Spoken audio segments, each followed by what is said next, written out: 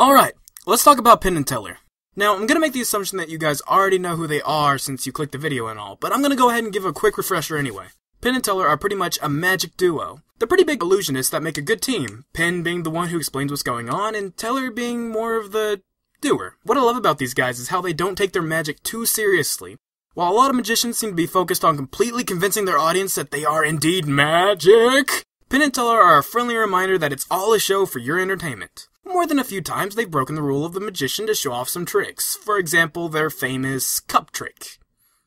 I realize it probably has an actual name, but I've always called it the cup trick. So, you know what? I'm gonna call it the cup trick. Point being, they're hilarious, entertaining, and they start in an unreleased game.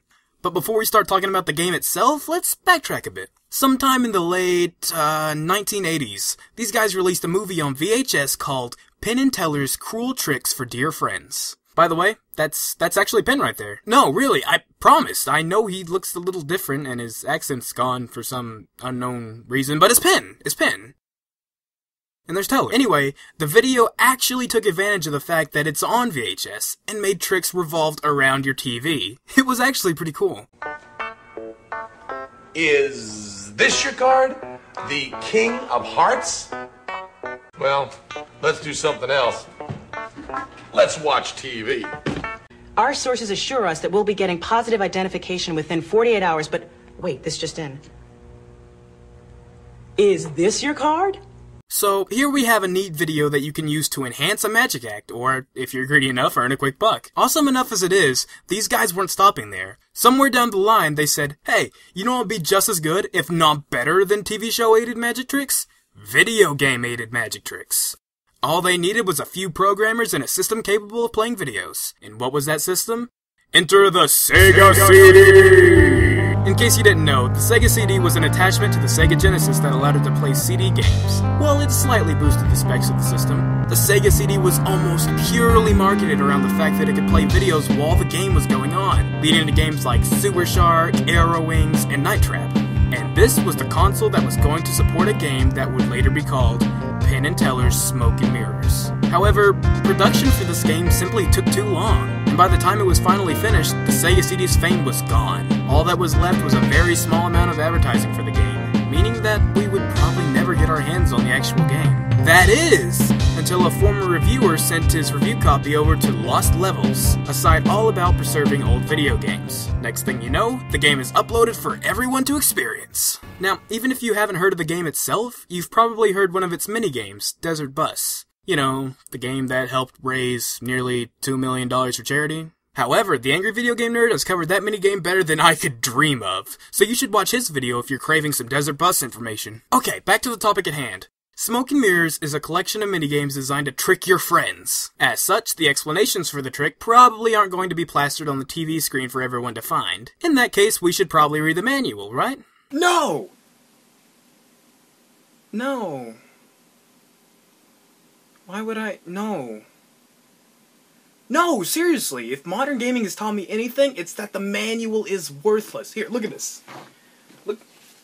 This is the manual for Arkham City. Look at this. It's a pamphlet. It's a pamphlet. The catalog that came with the game is bigger than the game's manual. No, we're not looking at the manual. We're going right ahead. The manual's worthless. Wait. This is wrong. This is all wrong. What?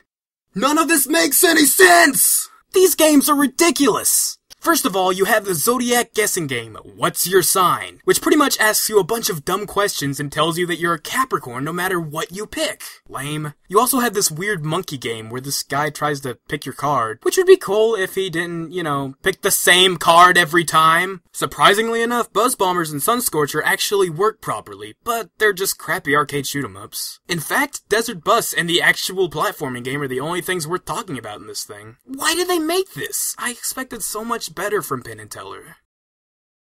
So much for making something besides Let's Plays. Whatever, I'll just upload more Fatal Frame or something. What did that manual say anyway? Oh. This isn't bad. This is genius! Okay, turns out manual's important after all. Go figure, back to the game. So, if you let the game run like normal, it shows its little introduction, with Penn and Teller welcoming you to the game. This will take you to what we've been using. The duo affectionately refer to it as the sucker menu. I wouldn't actually call it that around your victims, but that's what it's called. Now check this out. If you press the start button on controller 2 while the intro is running, you get a secret introduction where Penn and Teller tell you, the actual owner of the game, what the game is about. After the intro is done, you're taken to the very red owner menu. This menu has a bunch of options to help you set up your tricks, such as practice modes and explanations by the magicians themselves. So, now that we actually know what we're doing, let's get a serious explanation for these games. We'll start with Mofo the Psychic Gorilla, as it's easily the trickiest one to pull off. The point of this game is to pick out or think of a card and see if Mofo can guess it. By the way, this gorilla was actually in their act, and he was voiced by Teller. It's pretty cool, thought I'd point it out. Before the game starts, Penn and Teller explain that Mofo isn't actually psychic. He guesses your card through the science of your controller, or something like that. While playing, you must keep your thumb on the D-pad to keep your connection with Mofo. As the guys explained, the way you press the D-pad is the trick behind the gorilla guessing your card. It's good enough of an explanation to convince those who are a little skeptic. However, the real method is far more sinister. Basically, while your victim is playing the game, the owner tells Mofo what card your buddy picked. How is this done? Well, when Mofo begins explaining how to play, the owner ever so generously takes the controller to show the victim how to play the game. They go on to say that the C button doesn't do anything and presses it a few times to prove it. However, here's what actually happens. Pressing the C button twice lets the game know that you're ready to input the card. You know, the card you picked at the beginning. You go on to say, button A is for yes, and B is for no. However, the two buttons actually control a little spec here. See it? You tell the game what number the card was by landing the spec in the right spot. Finally, the owner tells the sucker that they actually have to keep the D-pad held down at all times. And then, just mess around with it a little bit just to prove it. The D-pad actually controls a separate sparkle over here.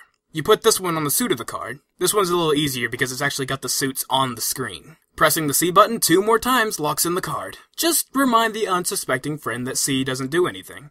Yeah, let's go with that. After that, you can just sit back and watch the show. Mofo will do the rest. First, he'll run a test to make sure the lie detection is actually working. He'll ask questions with obvious answers to make sure he knows when you're telling the truth or lying. At least, that's what the victim will think. Do birds fire machine guns? You're lying! After that, he'll slowly guess the card by asking you questions about it. Mofo sees a red card. Is that correct? Mofo knows. Mofo sees diamonds. Is that correct? You're lying. Mofo sees the 5 of diamonds. Is that correct? Don't mess with Mofo. It is the 5 of diamonds. Now, before we move on to the next game, let me just say this. If you want to try this trick on someone today, you could use the emulation to your advantage. Take advantage of the fact that you're probably not using a Genesis controller and just be like, oh here, let me show you which button is A, B, and so on. Encourage your friend to lie during the test to, as they understand, make sure that the lie detecting system is working with your controller. If you really want to sell it, keep complaining about how long it took to get the lie detection working correctly. As an added bonus, if you mess up, just blame the emulator. Alright, now that that beast is out of the way, let's try What's Your Sign. This one couldn't be simpler. Just go into the owner menu and tell the game your friend's birthday. Should be even simpler these days with social media and whatnot, like look it up on Facebook or something, I don't know. You can even save the date so it'll still work after turning it off. Let's go with April 10th. That should be Aries. This one fully features Penn and Teller using their Personometer system to guess your zodiac symbol. Basically, you're asked questions related to the kind of person you are, and you answer with the forklift. Yeah, that's a forklift. For example, the first question they ask relates to finding a famous person's wallet. On the x-axis, how likely are you to return it? All the way up means you'll definitely return it. All the way down means you're going to keep it. On the y-axis, show us how disappointed you'd be if there was no reward. All the way to the right means extreme disappointment. All the way to the left means you weren't even expecting a reward. You then press one of the 3 buttons to say how confident you are about the answer. After a few of these questions, they determine what your sign is. I just want to say, I don't know why, but I absolutely love how they come to a decision. I think they're a little... What are you going for? You think this? Yeah? You think this? Or you want to go... I think they're a little more gregarious, don't you think? Okay, this one? You feel good about that? No, don't let me push you, but let me just... There you go. I think we're about ready. Random point aside, once they come to a decision, the player's sign appears on the screen, blowing their mind. Oh, but here's the kicker. After showing the sign, Penn delivers this amazing line. April 10th? Except for my birthday. It just freezes on mine. So, yeah. Now here come the really cool ones. Buzz Bombers and Sun Scorchers. According to Penn and Teller, Buzz Bombers is a video game demo that they were forced to put on their game. It's basically a 2-player shooting game where you defend your hive against Earth. The trick to this one? You can rig it. You see, if player 1 presses A and then a direction, you can change how rigged the game's score is. If you wanted to, you can make it to no matter what your friend does, he can't keep up with your amazing score. The mode can be changed at any time, so if you want to be cruel, you can give your friend a slight chance to catch up before rigging it again when he gets close, and leaving him in the dust. Now, let's say your friend somehow gets suspicious about your flawless gameplay and asks to switch controllers. Well, there's a backup for that. Pressing the A button twice on the owner's controller will remove the ability to change modes from that controller, and the ability will be given to the next controller that presses A twice, allowing you to switch controllers with ease. When you're done watching your buddy cry hysterically, you can press all 3 buttons to reveal the trick in a pretty humorous way. So come on, Barry, when are you going to put me in a game? You promised me. I mean, that's why I'm here, isn't it? You said you had a part for me in the game. Yeah, I know, honey, I know. But guess what? What? I'm putting you in a game. Stop teasing me. No, I'm not teasing you. I said I'd put you in a game. I meant it. You're in a game right now. Now? Yeah, right now. Look over there. See the camera? It's on. It is? Yeah. Is it really on right now? Right now. Oh. Well, so which game am I going to be in anyway? Buzz Bombers. Which one? Buzz Bombers. Buzz Bombers. Hey, wait a minute. Isn't that the phony game where you were telling me about? No, just quick, don't. Yeah, don't isn't that the fixed game? The one that you cheat at and you never lose and honey, you can make your friend look really stupid? Stop, please stop. Man, who'd ever fall Shut for up, something shut like up, that?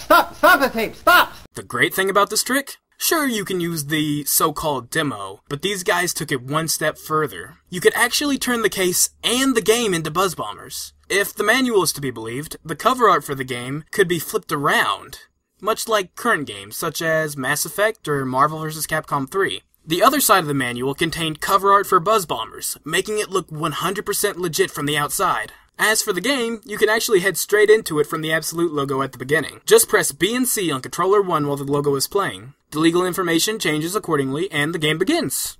Pretty cool bonus they added in. Also, if you want to pull that same trick off today, it's still pretty easy. Instead of flipping the cover art, you'll just make a new copy of the game and rename it Buzz Bombers. And finally, there's Sun Scorcher, the game that takes advantage of your friends' and loved ones' genuine concern for your safety and well-being. The introduction has Penn and Teller talking about the game's thermographics, kind of a parody of marketing terms like blast processing and whatnot. Basically, thermographics enhance the graphics of the game at the cost of sending a little bit of radiation out of your TV. It's also what this trick revolves around. When you start up the game, you get this unskippable warning screen. The following game contains thermographics, a new imaging technology developed and used exclusively by Absolute Entertainment Incorporated. Do not, under any circumstances, touch your television screen when thermographics appear. You are then taken to the name select screen. The first controller to press start after entering their name gets to play. The game plays like normal, unless you activate the trick by pressing C 3 times while your friend puts in his name. You'll know that it's activated by this star, over here.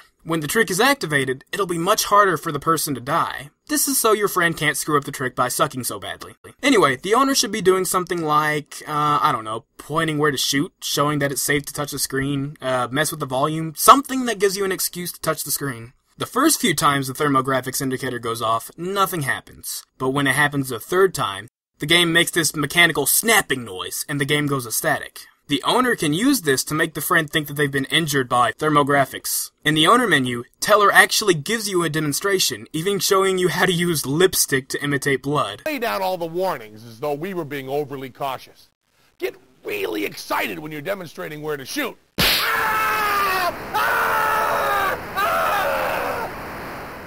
and give them a scream they'll never forget. Afterward, you can reveal that you're not actually hurting Beal. Haha, you care. And that's pretty much it. The only ones I didn't go over are Desert Bus, for reasons I've already explained, and the actual game, Smoke and Mirrors, which, by the way, is an actual full-length game. So if I ever actually make a video about it, it probably needs its own. Anyway, I really wouldn't be able to rate this fairly, considering it's pretty much a prank game. But it does a good job of that, so if the game ever was released, I would probably recommend it. So yeah, feel free to subscribe and check out our other stuff if you want to. And I'll see you guys next time.